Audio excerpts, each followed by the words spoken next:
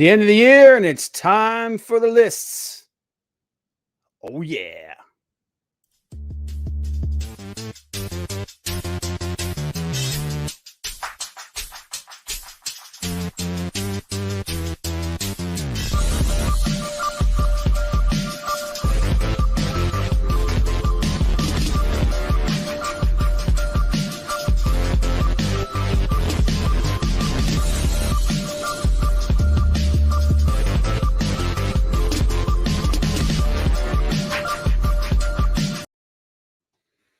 Welcome to the Wrestling Council. I am your host, Cumber Bob. I will be joined soon by my good friend Hollywood Frank. You can catch us every Tuesday, Eastern Standard Time, talking about all the fun stuff in wrestling. Yeah, Frank's on his way. Unfortunately, he got held up. But he will be here shortly. And it's the end of the year. And at the end of the year, we always talk about the things that we like the most about the year, all the good stuff that happened.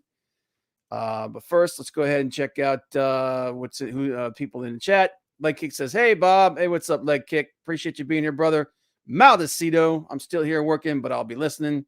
Appreciate that, brother. The Guardian of Chaos. Big Daddy says, hey, yo. Hey, yo.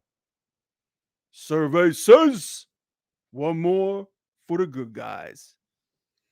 It's gonna be fun night, guys. Yeah, man, this is just like, it's another year in the bag. Talking about all the best things that happened, all the worst things that happened, and everything in between. But first things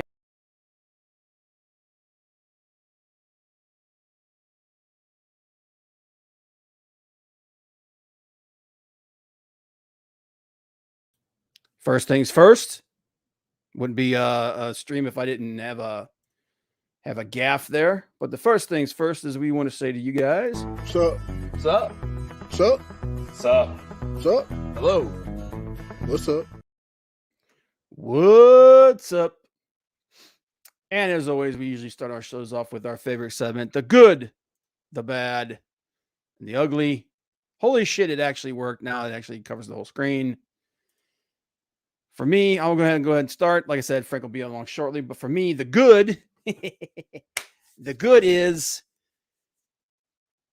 January 26th. Your boys are going to AEW Dynamite. AEW Dynamite is coming back to the Holstein Center in Cleveland, Ohio. I can't freaking wait. And there's also the possibility that one Mr. Johnny Gargano may be debuting on this day. And if he does, I'm going to giggle like a freaking schoolgirl. That's going to be awesome. We got some comments here. Hicks Villain said, sup? What's up, dude? Thanks for hanging out. Appreciate it, brother. So that's the good. The bad, big COVID outbreak in WWE backstage. A lot of people are off the show. Seth Rollins is definitely one of the people confirmed to have come down with COVID. We wish him a speedy recovery. So yeah, that really sucks. And man, it's that's rough. So we hope that they're all healthy, that they make it through this, because it's no joke. And then the ugly, on the same week that WWE has a massive COVID outbreak, they decide they're not going to test for it anymore because it's potentially going to mess up people coming to the show. So yeah, not a good look. Regardless of what you think about COVID and the way it's handled and everything like that, you definitely want to make sure that you take care of your talent. And looks like WWE's executives are taking care of themselves, but they don't give a shit about everybody else, which, par for the course for WWE. But that's my good, my bad, my ugly. We'll get Frank's when he does show up. Real quick, we got some channels and links that said, with the arrival of Punk, Bryan, Cole, and O'Reilly be separate events, they really made a change to the face of wrestling. Yeah, dude. And like I said, one of the things we're going to talk about is biggest moment in wrestling this year. That's a category I was going to kind of drop on Frank to let him just kind of get the his immediate reaction. But yeah, I would say that those are definitely different events. And yeah, you can decide which one is the biggest. There he is. God dang, man. I was babbling for Baby, right there. babbling like trying to kill some time here, but Hey, traffic was a murder, man. It's people don't know understand how to drive in this weather. It's not that bad. Yeah, I know, bro. It just seems like everybody in this part of the country forgot how to drive in crappy weather. But real quick, see here. Hicksville said Dynamite Rampages shows in front of you. Yeah, dude, we had a blast the last time we were there. When they came, you tell them in 4 weeks from tomorrow. Yep. I told them that was my good man. I said my good man. We're going to Dynamite 26th. 4 weeks. Yeah, it was fun. Leg kick. Maybe them boys will show up. I think we're gonna get them. I think we're gonna get the Briscoes' first show of the year after the first of the year. I think we're gonna get them the way, Mr. That's Johnny very G possible, man. From Cleveland's own Johnny G. Yep. Gonna share the video. Thank you so much, Big Daddy, Guardian of Chaos, sharing it out. Yeah, guys, and yeah, real quick, just one plug, and then we're done. Leg kick. Please, if you haven't already, hit like, share, subscribe, share it on your social media. Help us grow this thing. That's it. That's all. So what do I need to get caught up at?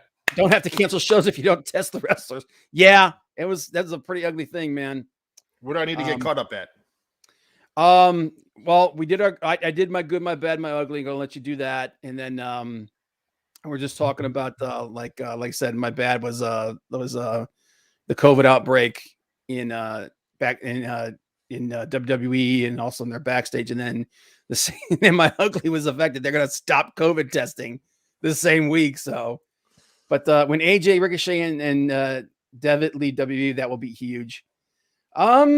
I don't know, man. Like we all thought that Kevin Owens was gonna leave, and yeah, CM Punk was big as my. Yeah, that's gonna be a tough one to top, man. Definitely. Leg kick says hi, Frank. Like I said, Dave Crockett being there was awesome. Yeah, that was really cool, dude. I don't know. Did you watch the segment after that? Where Crockett was talking?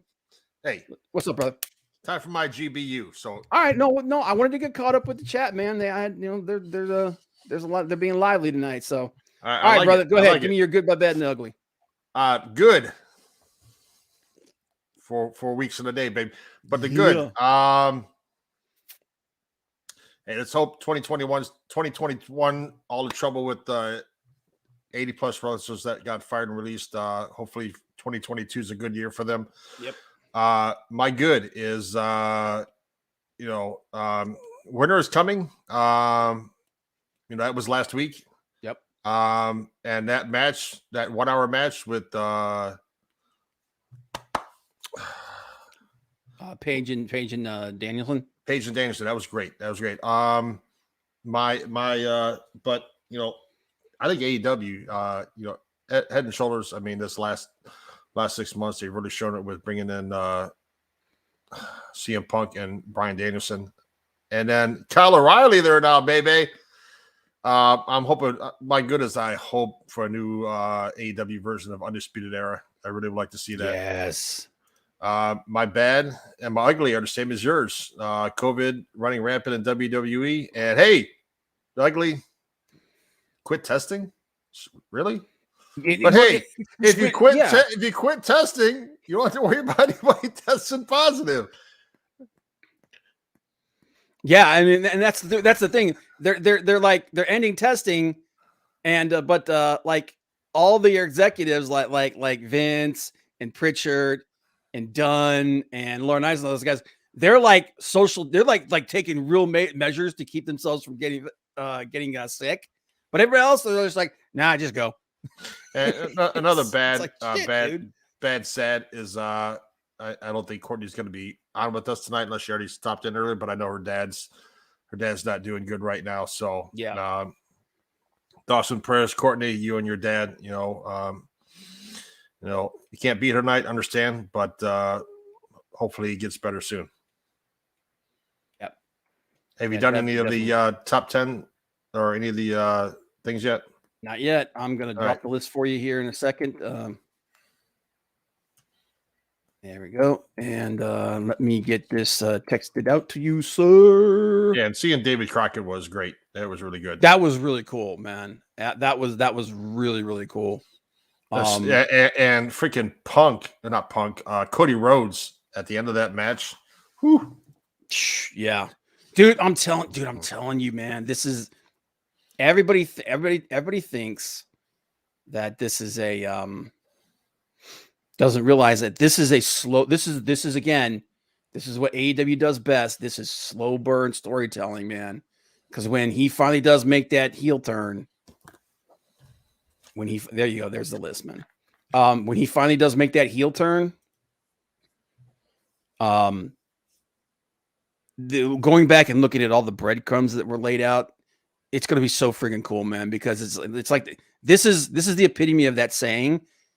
You either die the hero or you live long enough to see yourself become the villain. And there's all these little breadcrumbs that he's laying out, and I'm telling you, I think when he does friggin' turn heel, it's going to be friggin' epic. Lick Kick says, what do you think Lance Archer is returning and who will be his target? I'm thinking Cody. TNT title would be a good on him. Yeah, and also I think Lance is pretty much ready to go. I think they're a lot of stuff. I think they're keeping people off. A lot of people, they're holding a lot of stuff back for the first of the year, the first show back in the new year, because I think they want to really kick that off big. But yeah, we'll be seeing him soon, and yeah, I'd like to see him have a run with the TNT title. I think he deserves it. Hicksman says, as lucky as the Koof situation is, I think Colonel Sneeze selling it terribly. Yeah. I don't even want to talk about that. I don't even want to talk about WWE. We're going to talk about them a little bit, but I don't even want to talk about WWE, man, right now. It's awful. But all right, man. There you go. That's Frank's good, bad, and ugly. All right, let's get right into it, man. All right. Let's get them lists. All right. So first category, best male wrestler. The best male wrestlers of 2020. This is our top 5 list. Me and Frank are going to have different opinions of this, obviously, because we watch different stuff. For me, my top 5 guys are at number 5, Roman Reigns. Now, there's a reason I chose him. WWE, when they do stuff, like we've always talked about them with WWE, when they do things right, they do it really, really well. When they do things bad, they do it completely bad. Roman has been, WWE's been the Roman show. That's it. Like, that's it. That's the only thing that they have booked consistently that has been consistently good, is Roman. And like, Paul Heyman has been an amazing part of that storyline, that situation between him and Roman and Brock. That's been fantastic. I know a lot of people are getting tired of it. They want the other shoe to drop, and the shoe finally did drop a few weeks ago when he turned on Heyman. But this is the best Roman has ever been, and it's the best thing going in WWE right now. So that's my number 5. So Roman Reigns is my number 5. Number 4, I get it. Like, I get it. Still don't care about Roman. I get it. But this is the Roman. A lot of people feel like this is too little, too late. This is the Roman we should have got back in 2018, and we got him in 2020 instead. So, and 2020, beginning of end of 2020, and all through 2021. So, but that's my number 5. Number 4, Jon Moxley. Moxley's been awesome. Moxley's awesome. I'm hoping that we're going to get him back again at after the first of the year. I'm hoping that he's healthy and ready to go, because man, I really want to see, I don't know if they're going to do it, but I would really like to see a faction with him, Kingston, and them boys, man. If you had put them together as a faction and have them go after the Pinnacle, just beat the shit out of everybody. Yeah, come on. Maybe push Omos to beat Roman. Dude, man, that shit with Omos was terrible. But that's my number 3, Jon Moxley. Oh, that was number 4. No, that was number 4. Yeah, number 4. Number 3, Walter. I'm gonna tell you something, guys. That's a dude that WWE needs to hitch their friggin' wagon to that guy and just ride him straight to the top. Walter is so freaking good. He's so freaking good. He's so underutilized. That his match, that match, both his matches with Ilya Dragunov are friggin' bonker shit. They're fantastic. He's the best big man in the business, in my opinion. And I can't believe that WWE has not freaking pushed that guy to the freaking moon. So that's my number 3. My number two. And this was tough, man. This was tough because it was a toss-up between Will Ospreay and my number 2 guy. But my number 2 guy is Kenny by God Omega. That dude has just had one banger match after the other, and he did it while he was all busted up. Like this guy's injuries were far worse than we all thought they were. He was all beat up, and he was still, arguably the top guy in the industry. So, number 2 for me, Kenny Omega, and number 1, has anybody had a bigger impact this year than Bryan freaking Danielson? The dude went from he's mainlining 2 companies in the same year.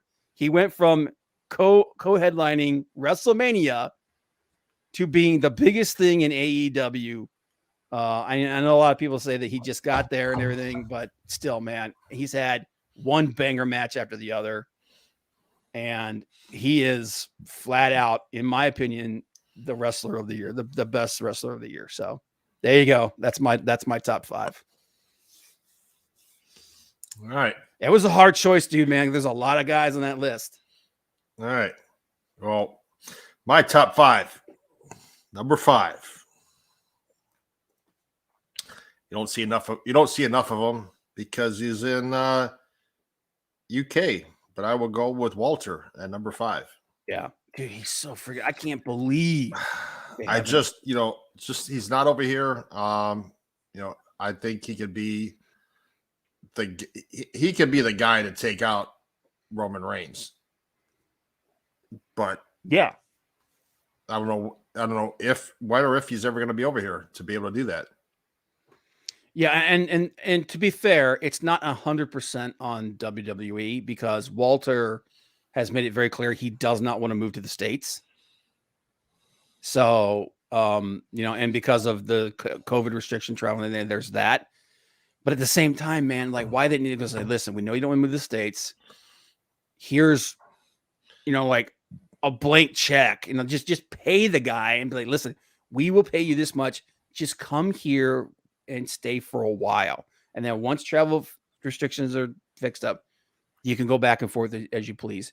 But do what you need to do to secure this guy. And they just haven't. And here's where I go off the script because my number 4 is the man we use his theme music for. The introduction would be Maxwell Jacob Friedman. Okay. That's my number 4. Okay.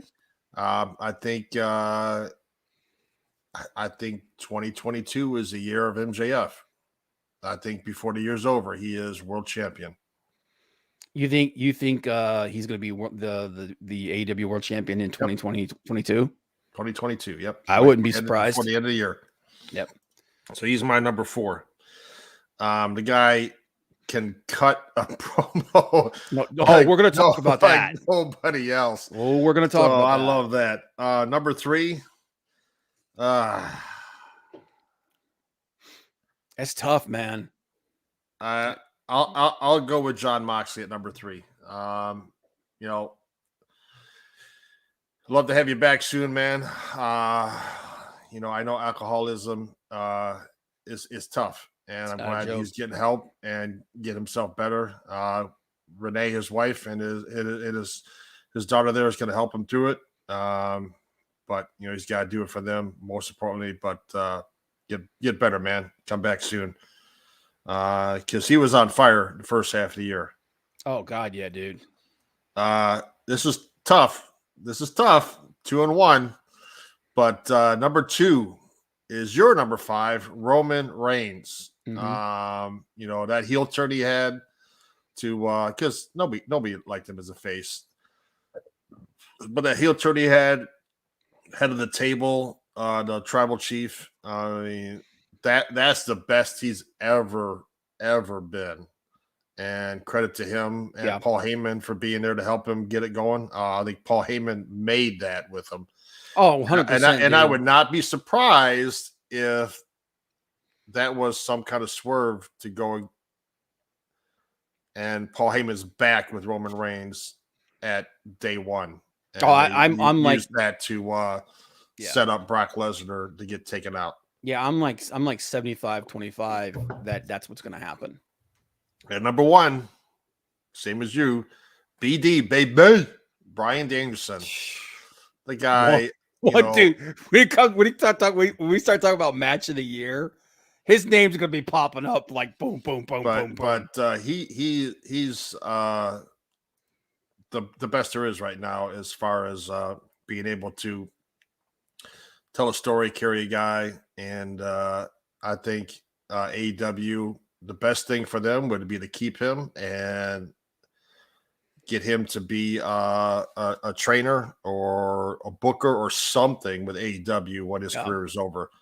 I know he has a soft spot for WWE, but if Tony Khan can do anything to keep him with AEW, it's just going to make that promotion that much better. Yeah, I 100%, dude. Like, but that's my top 5.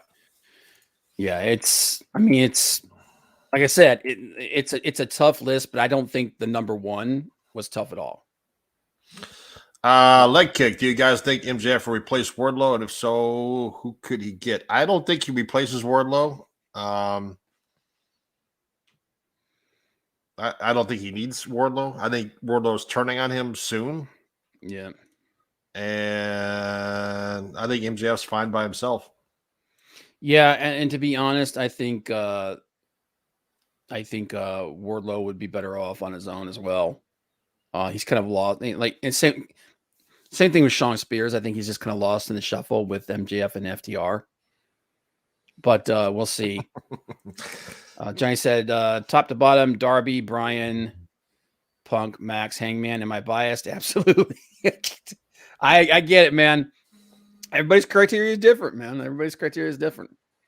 So, but all right. So that was go ahead. Give me one moment. Yep. But yeah, man, it's like I said, it was a tough list. Like I had guys like I had Shingo Takagi on there. Shingo Takagi is one of my favorite wrestlers to watch in the ring. I mean, I had Takagi on there. I had Okada on there, and like there's so many guys to choose from. Like I said, Ospreay. It was tough for me, man, to leave him off there, but unfortunately, injury took him out for most of the year. Ospreay at the first 3-4 months of the year was a friggin' beast, and he was a beast. And I'm really looking forward to seeing what he does going forward. But then there was Drew McIntyre, who was a big deal the first half of the year. Adam Cole, like that, all of that. But I just felt like those 5 guys that I picked, I felt like they had the biggest impact and they had the best matches. So, but okay, so breaking news. Oh yeah, yeah, that sucked. I heard about that. Yeah, like they just yeah, it sucks. I know that he's kind of had health issues for the last couple of years, but yeah, the great John Madden. Voice of the voice of football in my generation, John Madden. You know, we lost him unfortunately. God rest his soul. Man was awesome. But yeah, real unfortunate. Johnny Cage says Adam Cole. Hopefully, the Undisputed Crew gets him on more serious stuff. I think we're gonna get Undisputed versus Bucks because I think that's what everybody wants. So, but yeah, I mean, I hope that the Undisputed Era works in the AEW. So we'll see what happens. But will we see Superbad go after the best man? I don't know, man. There's a lot. There's so much possibility right now. It's ridiculous. It's crazy.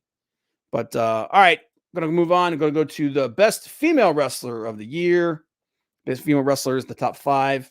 Again, this was really tough. And again, criteria is going to be different because I watch different stuff than Frank does. Red Dragon versus that would be so freaking cool, dude. Yeah, we're going to talk about some tag team stuff, man. But yeah, Red Dragon versus the Bucks would be fire. Freaking fire. I think you're still muted, Frank. Yeah, I'm back. Okay, cool. All right, so best female wrestler of the year. My top 5, and again, like I said, our criteria is completely different. I tend to look at what they do in the ring, what they do in promotion, their promo work, all that kind of stuff. My number 5, Bianca Belair. I think she had a big year. I think she stepped up big. She's the first person to kind of crack that 5-person rotation that WWE had in their women's division with Bayley, Sasha, Charlotte, Asuka, and now Bianca. So you got somebody finally cracked that friggin' code and got in there.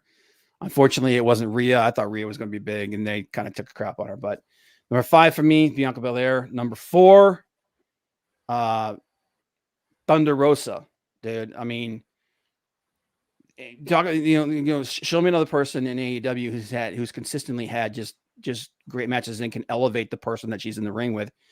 I think she's the best. I think she's the best wrestler they have on their roster. So, number 3, Thunder Rosa. Number 4, Thunder Rosa. Number 3, Momo Watanabe. I know a lot of you guys don't watch Stardom. You don't watch stuff outside AEW and whatnot like that.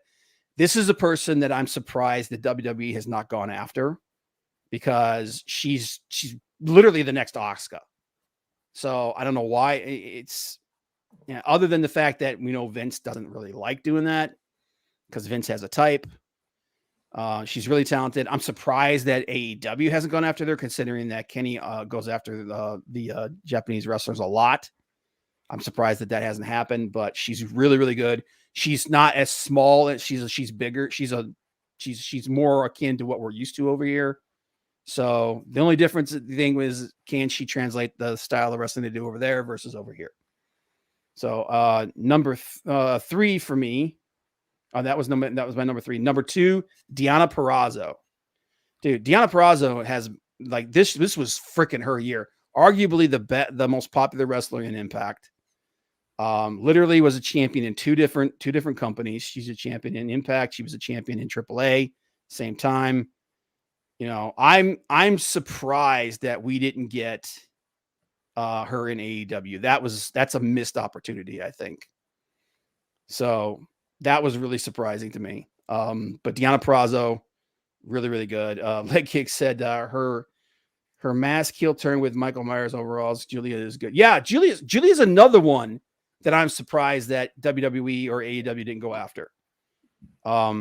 Because again, she's not on the small side. She's more typical of the body type that they like over here. And she's good, man. She's a good worker. So I was really surprised that that they didn't go after her. But my number 1, it's my girl, man. Can't help it. The person that I can't understand why they don't do more with her, Io Shirai. I think she's the best women's wrestler in the world right now. I don't know why WWE have not called her up the main roster.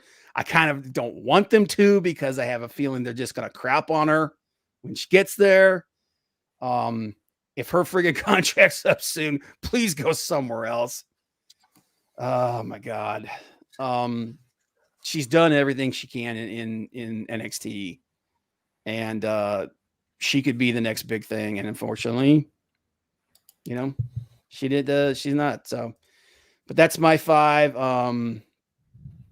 Real quick, Lex says, "See, I do watch Stardom. Law Mina Shirakawa is my favorite. Yeah, she's the only thing. Again, she's on the small side, so I don't know how well she'd do over here. But yeah, she's fun to watch in Stardom." Johnny Cage.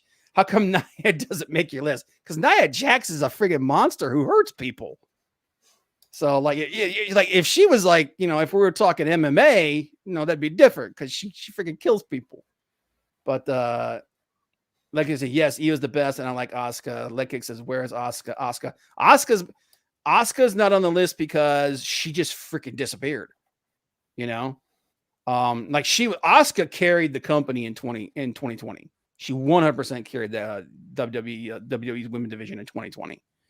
But at the beginning of the year, she just vanished. Yep. So, yeah, that's the reason why Asuka wasn't on my list. But all right, there's my 5 women's wrestlers, man. My top 5 women. All right. I'd go with Bianca Belair at number 5. She's had a big impact. Got a lot of potential, a lot of impact. The EST of WWE. I just wish they would do more with her. I think she could be the best, and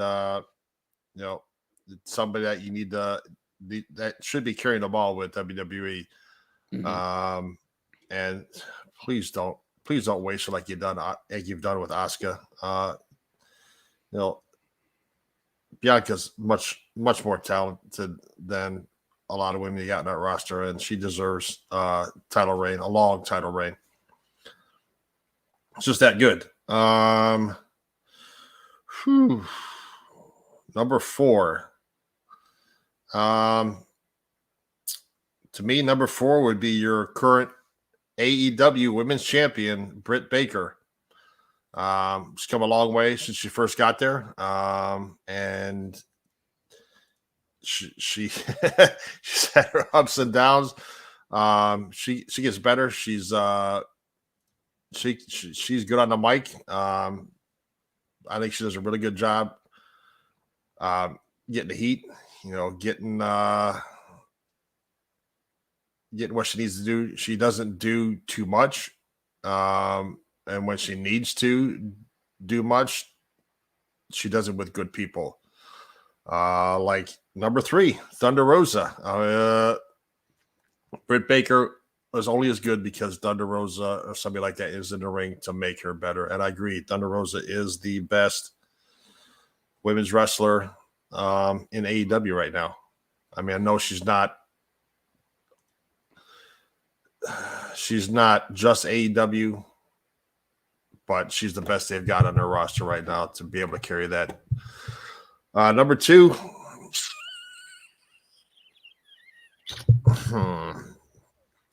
It's tough, man. It is tough. To me, my number 2 is Hikaru Shida. I just think she's just as good as Thunder Rosa. The two of them in a match is good. It's the best AEW can have those two together. Enough said with her. And my number 1 would be Diana Purrazzo, your Impact World Champion, Women's World Champion. I think she, WWE dropped the ball by letting her go, and she's made the best of it in Impact, and good for her. I mean, she's proven them wrong, and hopefully some more talent that WWE released can do the same thing.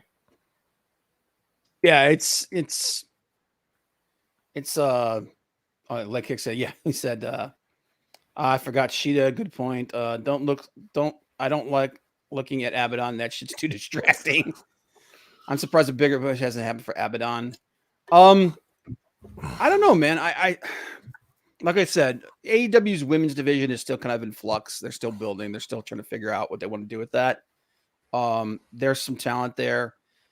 I would be pushing, me personally, I would be pushing someone like Abaddon before I'd be pushing someone like Jade Cargill. Jade Cargill's got a lot of upside, but she's so limited in the ring, man.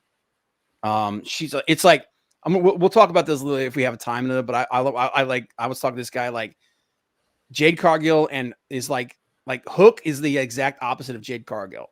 Jade Cargill has all of it. She's got the look. She's got the She's good on the mic. She's got great presence. She gets in the ring and she can do like 3 moves. And she can barely do those. Hook, on the other hand, he looks great. He gets in the ring. He's good in the ring. He doesn't say shit. he's just like there.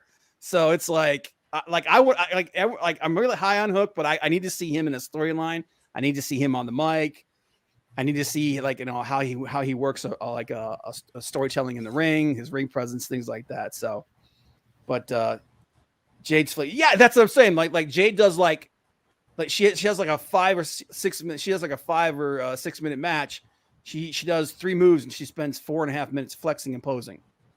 So Hook is salt of the earth.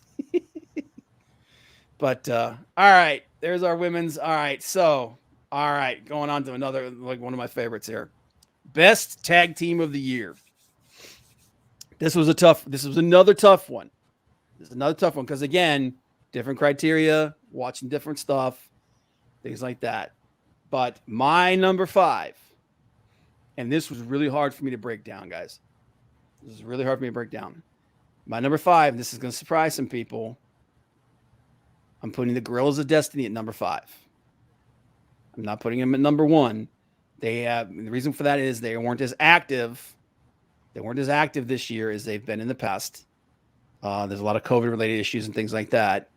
They've had some good matches. I still love the guys. I think the Sons of Haku are awesome, and I need that match between them and the Good Brothers. I need it. I need it like I need to breathe. So when it does finally happen, god dang, it's going to be fucking awesome. But it hasn't. It didn't happen this year. Hopefully it happens this coming year. There you go. So that's my number 5. Number 4, another New Japan group, Dangerous Tekkers, Zack Sabre Jr. and Taichi. I know Taichi's got kind of a comedy gimmick. He's gotten a lot better in the last few years, especially since he's paired up with Zack Sabre Jr. Zack Sabre Jr., one of the best friggin' wrestlers in the friggin' world, man. One of the best technical wrestlers working today, man. I need a match between him and Brian. Okay, so Zack Sabre Jr. and Bryan Danielson have actually wrestled each other. It was a long time ago. I need to see these two guys against each other now. The forbidden door is open between AEW and New Japan. As soon as travel opens up, for the love of God, please give me this match. Please, I need it. I need to breathe. But Dangerous Tekkers. So that's my number 4. Is GOD right now in MLW with Jacob Fatu? No, they're moving around a lot. Right now, I think maybe they did have a match with GOD. I can't remember. But yeah, it's I need those guys. Number 3, this is gonna be a surprise. Well, actually, this isn't gonna be a surprise. The Briscoes. Them boys, baby. God dang, I can't wait, dude. I like I said, I think we're gonna get them. I think we're gonna get them at the beginning of the year. Gresham versus Bryan would be another good one, dude. Like I said, I fully expect us to get a lot of Ring of Honor stuff going on after the first of the year. I think Tony Khan's keeping it in his holster. We're gonna get a lot of that stuff in the first of the year. We know that Tony Khan has been talking with the Ring of Honor brass. And they've got some kind of working thing going there. I 100% think we're going to get Gresham in AEW, and we're going to get some crossover there. But yeah, the Briscoes, dude, I can't. Like I said, I need a faction with Moxley, Kingston, and the Briscoes going after the Pinnacle and just kicking the shit out of everybody. Please, for the love of God. But Dem Boys is number 3. Number 2, Lucha Brothers. Dude, that tag team match, between them and the Bucks was so freaking good. It was awesome, man. I mean, it was real hard for me to decide between my number 2 and my number 1. Friggin' yeah, it's just like it's hard for me to put it into words how good these guys are. Penta and Phoenix definitely at the top of their game. I love Ray, and Ray Phoenix is a really good singles wrestler too. Really, really good. Both of them are actually, but as a tag team, please don't ever break these guys up. They're fantastic. And number one, no flips, just fists. FTR, man. The new Tully and Arn, man. It's just, I mean, come on, man. Seriously. Is there a tag team that epitomizes tag team wrestling more than FTR? I really can't. Like I said, I think the Lucha Brothers are amazing and they're fun to watch and everything. But there is no tag team alive today that I feel like embodies tag team wrestling like FTR does. So might disagree, but that's the way I feel, and that's my top 5. FTR is number 1. Nice. Very nice. Well, mine's not quite the same. I figured, man. Like I said, it's different criteria, brother. Number 5 for me. Number 5. Them boys, the Briscoe brothers. Number 5.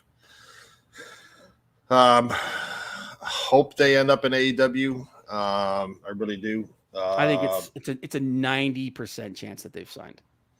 Them versus FTR, them versus Lucha Brothers, them versus Santana and Ortiz, them versus Young Bucks. Anything you put them with, those guys are gonna this guy's gonna be good.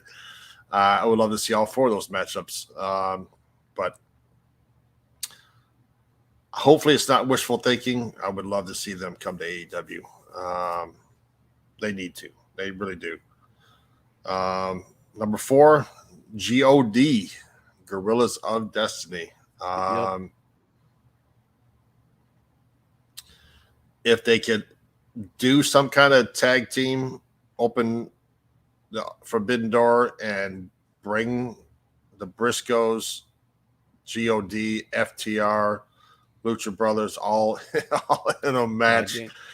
Good God, man. Dude, like I said, man, once travel opens up and everything, because right now Japan is just completely shut down. They have been for a while.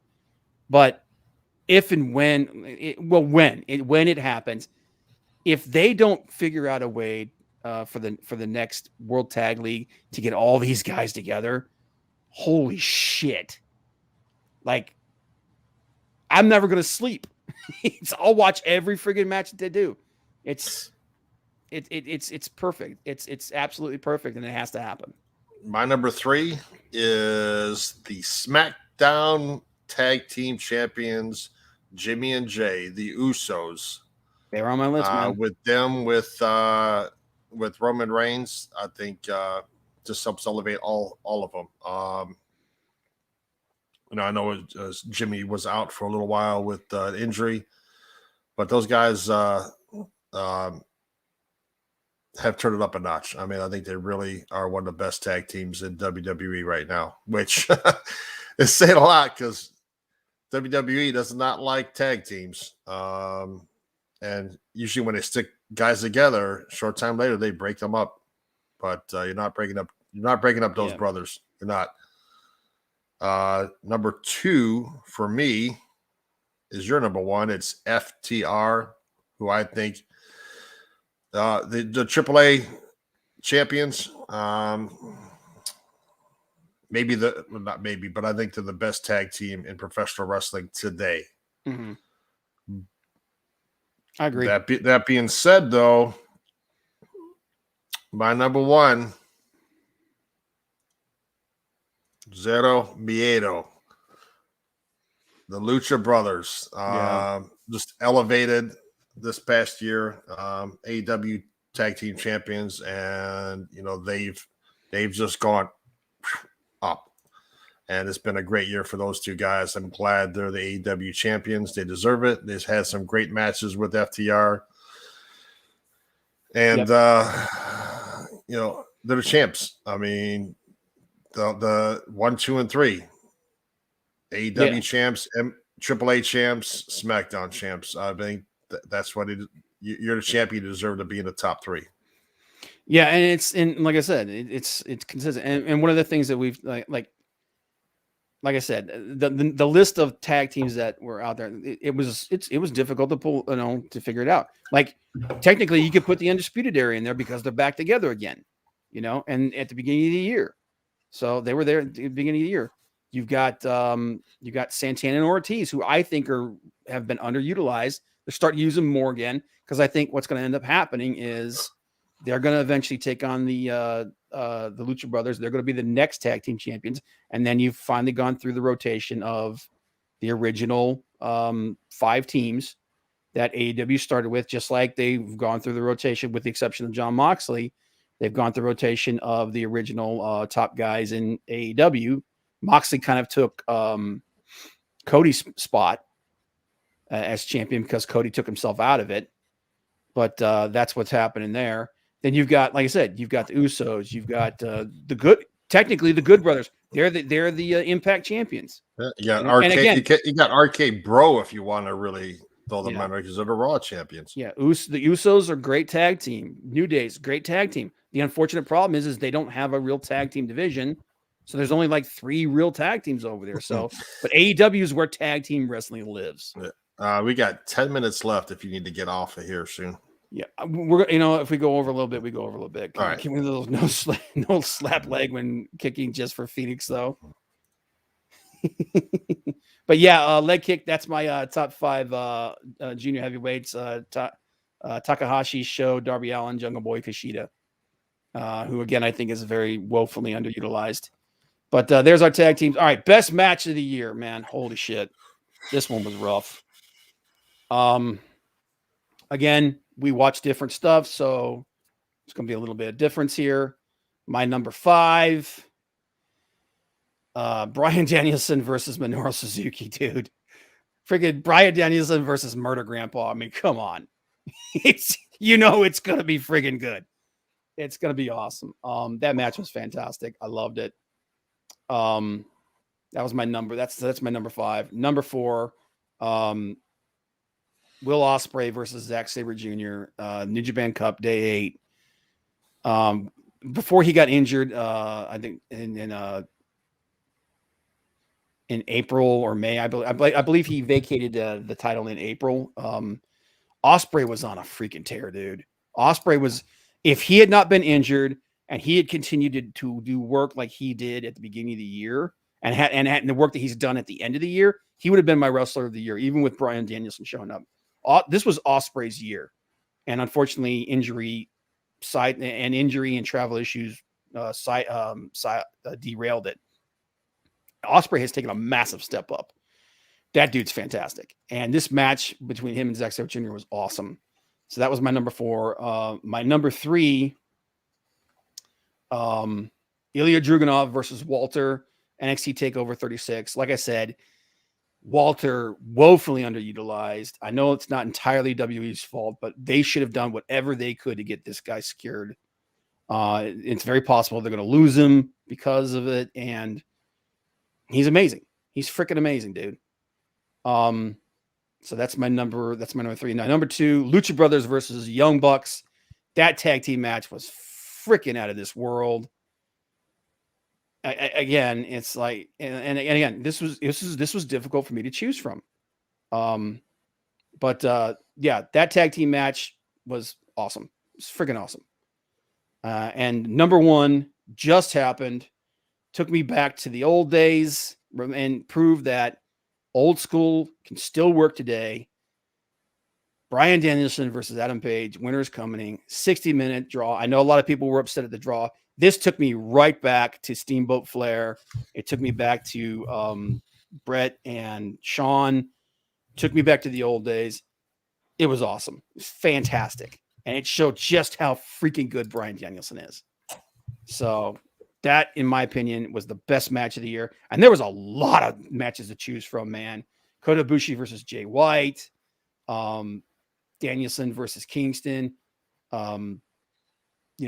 Page versus Omega. There was a lot to choose from, but those, in my opinion, were the best matches, and the absolute best match of the year, in my personal opinion, Bryan Danielson versus Adam Page. I thought was awesome. It's good. It's good. It's good. I like it. I mean, my number 5, I think it was versus Ishii. So correct me if I'm wrong. But was it Moose versus Ishii? Mm-hmm. That was such a good match, dude. Dude, Tomohiro Ishii is so underappreciated, dude. Oh my god, I love that guy. That I was like, wow. I mean, watching that match, I was like, man, oh man, this is good. This is good. This is good. But Moose, I mean, just getting around, I mean, off the top rope, just everything he was doing in moves that good for match big. was just like, wow. Yeah, It's a big guy moving he's a around. guy that has improved a lot. Yeah. So that match was my number 5. And I'm not as much into NJPW as Rob is, so I can't throw a New Japan match up there other than that one with Ishii and Moose. So I don't know a whole lot about it. So, and I never saw Crown Jewel, so I really can't speak on the Edge versus Seth Rollins match. Yeah, and But, it was the best thing on that entire show. Bryan Danielson versus Eddie Kingston. That was my number 4. It's gonna be filled up with those guys. For me, number 3 was the Lucha Brothers versus the Young Bucks. Another reference to Zero Miedo. Those guys, They're so good, man. They are. Phoenix and Phoenix and oh my god, Ray Phoenix and Penta. Penta. Yeah, those guys can go, and that shows why they're the AEW Tag Team Champions. Mm-hmm. My number 2 would be Bryan Danielson versus Kenny Omega. Great match. Really, really, really good match. And it went to a time limit draw. So what? I don't care. I don't give a shit, dude. It reminded me of the old days. I'm like, more of that, please. And my number 1 would be another Bryan Danielson match, which was an Iron Man match with 1 hour. Bryan Danielson versus Hangman Page. Whoo! I never expected that. Reach Lord. Never expected that to happen. Not on Hangman's part. Yeah. Danielson, yeah, he can go an hour. He can go 2 hours. But to have those two guys going an hour, I mean, wow. That's all I can say. Wow. And I hope the rematch with those guys lives up to that and is just as good because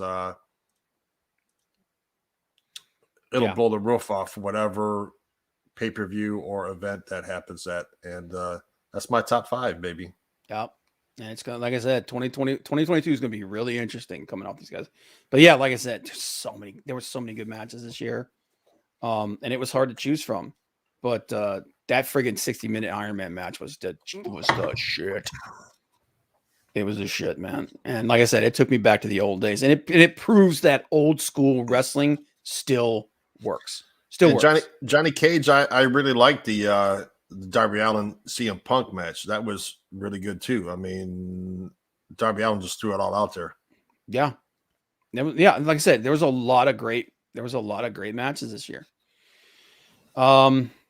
Okay, so this one's going to be a little bit of so this one was a little smaller category. We're not going to do a top 5, but we got to talk about the top promo.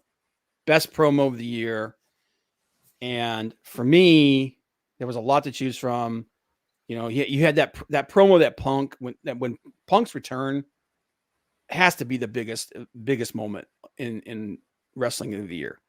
CM Punk coming back after 7 years, basically saying I'm done, and somehow the fire gets rekindled and the dude comes back. That has to be the.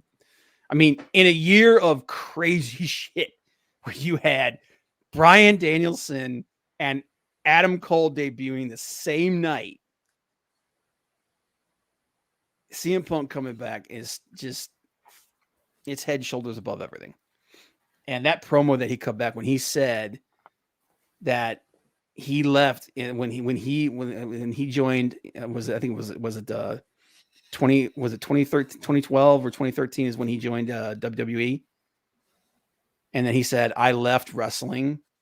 When he left wrestling, Ring of Honor, he said, I left wrestling. He said, 2021, I came back to wrestling. Dude, that crowd was in tears. That promo was amazing. But I'm going to tell you something. Punk's return was the biggest event, but the best promo had to be MJF versus freaking Punk. Holy shit. Dude, that promo was so freaking good. The way that they started on opposite sides of the ring, they were all the way across the ring. And by the end of it, they were nose to nose. And MJF, and freaking props to MJF. That dude actually had that at the beginning. It was all CM Punk. At the end, by the time end of that promo, man, Punk, like MJF had turned half that crowd, and just he's in there, and we talk about how young he is at his age, and he's going blow for blow with arguably the guy who's the best on the stick today. That promo was so freaking. I watched that promo probably a dozen times, man. It was so freaking good. That has to be the best promo of the year. Thank you, Big Daddy. Yes, sir. Appreciate that, man. We know, and here's the thing, man. I know that, like, I will admit, I've tried to watch as much wrestling as possible. There's just so much out there. Like, I haven't kept up with MLW like I should. PWG. There's a lot of indie stuff that I haven't kept up with. Because again, there's only so many hours in the day. But yeah, holy shit, man. Match of the year, Danielson Page for the yes. It proves this bullshit where it's like, oh, you have to cut things into bite-sized chunks because the attention does that bullshit. You do it right, you can keep people's attention for as long as you want. When you have people that are that talented, Brian, and just the way Bryan Danielson, it's a freaking masterclass. That match, every wrestler alive should watch that match and take notes. Yep. But yeah, that's for me, that's the top moment of the year. What do you think? The best promo of the year?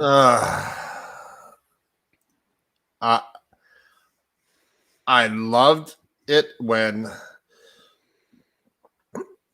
because you knew Bryan Danielson was coming out at some point at that pay-per-view.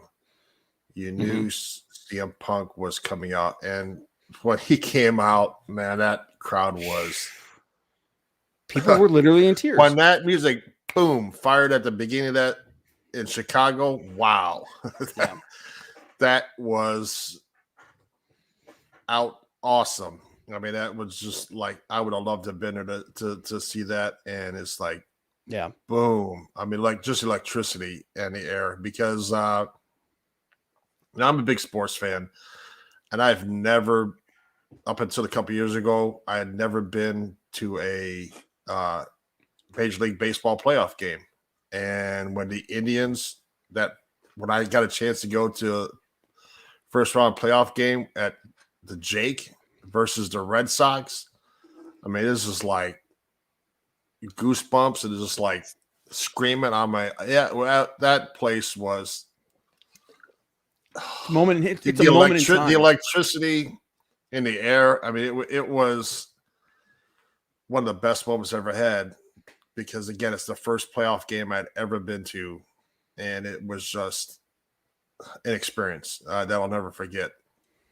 And that's what those fans had to feel like when CM Punk came out after 7 years. But the best, I agree with Rob, when Punk's going up against a less famous Miz. Dude. Oh, my God. That freaking promo was so good. It made WWE go, Yeah. and had to make a comment on SmackDown or Raw right after that, because it's just like, wow. They just made a reference to us, and we've got to do something to fire back. And Oh yeah. Yeah. And Big Daddy's dropping. Like I said, there was so much good stuff this year, man. Kingston Punk was awesome. Like I said, it was an amazing time to be a wrestling fan. Kingston and Punk was awesome and everything. Like Eddie Kingston is the gift that keeps on giving. And even when CM Punk was in Jersey and was ripping on the Islanders, yeah, and MJF's hometown crowd, it was just like, wow. Yeah, it was amazing. So, but yeah, best promo of the year, hands down. If you haven't seen it, good God, guys, go on YouTube and watch it. It's so good. So I'm gonna put you on the spot here, man. We're gonna wrap this up, but we're gonna do two more little quick things. Worst gimmick of the year. Worst gimmick of the year. I'm gonna put you on the spot. I'm gonna give you mine, and then you give me yours. For me, freaking Alexa Bliss, that freaking bullshit Lily Dog crap. Good God, that was, oh my God, it was. You fired Wyndham Rotunda, Bray Wyatt, aka Bray Wyatt. You fired him for that shit, and it was so bad. God, it was so bad. It was dog shit. It was so bad. Oh my God, Happy Corbin. The Happy Corbin and Madcap Moss is pretty bad. It doesn't hold a candle to freaking Alexa Bliss and her freaking Barbie doll bullshit. That was embarrassing. I felt bad for Alexa Bliss that she had to do that shit, because I guarantee you, when the final story of that's been told, she didn't want to do that. Who would? It's so bad. But let me have your, because there's a lot of them, man. Like Karrion Kross, just like a gimp. That's pretty bad too. But one that quit talking. One that I think was bad was Mr. Choo Choo. Oh God. Braun Strowman running around, and they had the train noise. Train noises with them running around. Oh my God, that was awful. There was some shit this year, dude. So awful. An honorable mention would be what they've done to Doudrop, pairing her with Eva Marie, and oh my God, I feel bad. Again, it's another person I feel bad for, because she doesn't want that shit. Yeah, but the Choo Choo train with him running around the ring and shoulder tackling pretty people. Bad. Choo Choo. Oh God. But okay, and the last thing we're gonna end on, man. The last thing worst match of the year. I got it. And for me, there's only one. It's at the top. It's at the pinnacle, because it was such a stupid friggin' idea. Damian Priest versus The Miz at WrestleMania Backlash with the freaking zombies. You got zombie referee. You got zombie. It's Miz gets eaten by zombies in the match, guys. Do I really need to say anything else? It's freaking dumb. It's freaking dumb. So there you go. I have to agree. I mean, that was oh my God, that was awful. I don't know what I can top it. I really don't.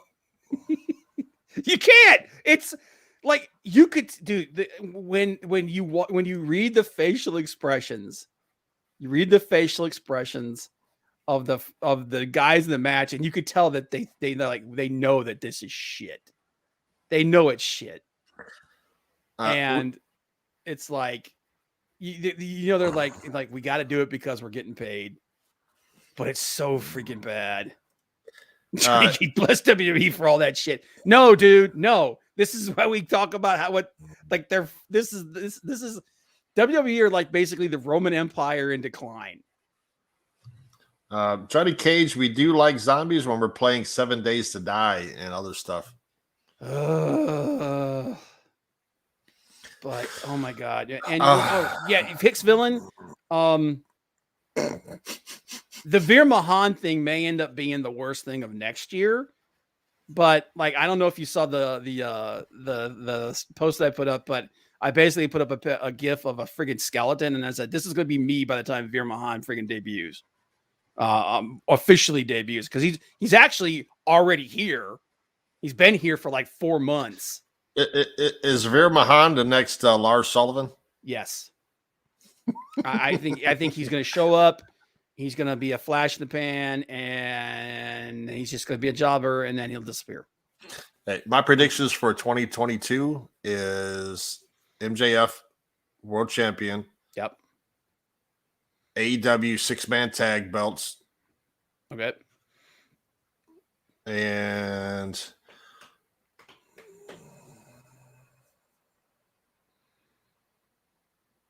that's it. I'll go with those two.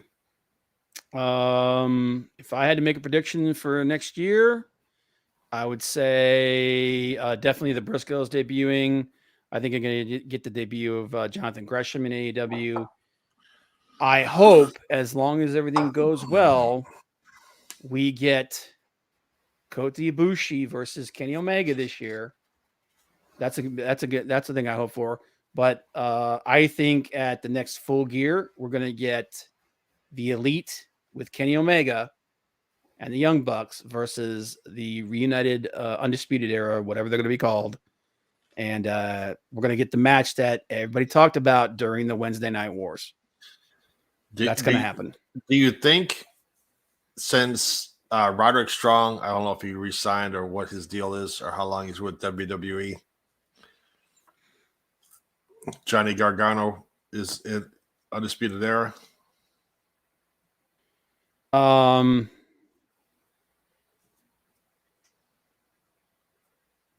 don't know, man. It's like I said, I don't have enough information on Roderick Strong. But I wouldn't be surprised. So, and then my biggest prediction of the year is we are going to finally get the Cody heel turn, and when it happens, it's going to be so cool to go back and look at all the little Easter eggs that were laid out. Because, like I said, I really do think this is the epitome of you either die the hero or you live long enough to see yourself become the villain, and that's what's going to happen. Now, are we going to get the whole 4 horsemen thing like I predicted? No, I don't think so. But we are going to get a Cody heel turn. And it's going to be freaking epic. But there you go, guys. That is our year in review, our top 5 for 2021. Let's hope 2022 is better. We'll see you next year.